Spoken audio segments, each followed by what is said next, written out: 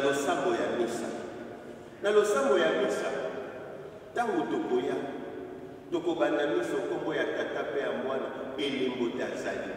Azali mokoti. Akoyoka losambo na biso, azali okati ya biso. Na losambo na biso, tango biso basumuki, tokopele liboso na ye. Tosengaka bolimbisi bwa masumu na moto moko aza soki wapi te. Tosengaka bolimbisi na masumu na Yesu Kristo oyo azali présent parce qu'il est notre roi, il est présent.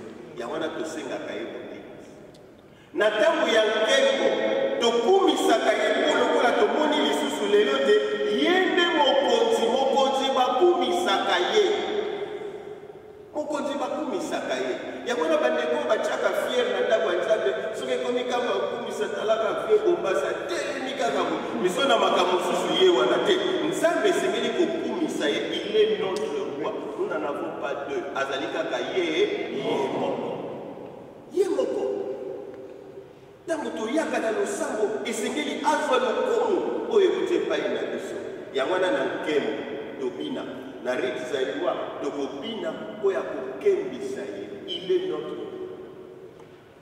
Tango toyokaka maloba na ye Yesu Kristo azali okati na biso.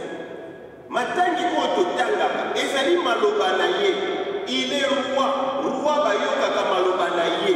Yango na totangaka liloba na ye, toyokaka liloba na ye, tokangaka tobombaka liloba na ye, pe tosalelaka liloba na ye po azali mokonzi. Tobosanaka likambo wana te. Ezali te tango bakotanga liloba ya Nzambe oyo baotangela moto te. Baza kolobela moko wa biso. C'est lui, il s'est manifesté, il est présent dans notre vie à travers sa parole. Yawana nganga Nzambe pe akoleka wana po aleisa lisusu ateya lisusu. Tango tokosakola boyambi na biso na yambi ezali maloba maye elakisaka biso te. Nzambe wa biso azali, Yesu Kristo azali mokonzi pe mobikisi wa biso, azali koyoka losambo na biso, azali l'éternité. Yangwana tokosakolaka na yambi, sakolaka yango malamu, kobanga kosakola na yambi te. Tango tokokoma na bisambo oyo balobaka nde kosika wa tosambela, la prière universelle. Kobanga te, lobelela ye, bimisa oyo yozali na yango, kobanga te, kumisa ye, tondo ye, senga ye, po aye po na yango. La manifestation, le Seigneur se manifeste, il est parmi nous. Pour tout yoka nous sommes.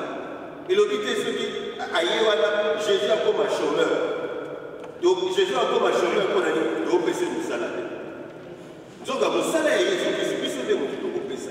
Nanzela ya nous salade. Dans votre coma na mabonza. Ti lelo so iba komi koloba mabonza bande ko bachamba kanisi. Toyaka kobonzela nde Nzambe. Yo bonzela moto te Nzambe. Yango na lengela libonza na yo. Likanisa we banda utokala mo Kristo akolengela libonza o esengeli mpona koya kobonzela Nzambe. Tango ya oyaka kobonza na ndako ya Nzambe, lobate nazali kobonzela ngo Nzambe. Manifestation de notre Seigneur, Épiphanie, Yesu Kristo azali okati ya biso, ye moko mpe akozwa mabonza oyo ekuti epai na biso, akomikoma bilei mpo na biso. Il devient nourriture pour nous. Yesu Kristo na ndako ya Nzambe akoya akomi limpa. Limpa oyo biso bilei oyo biso tokolia te mpo te totonda na nzoto kasi totonda na molimo.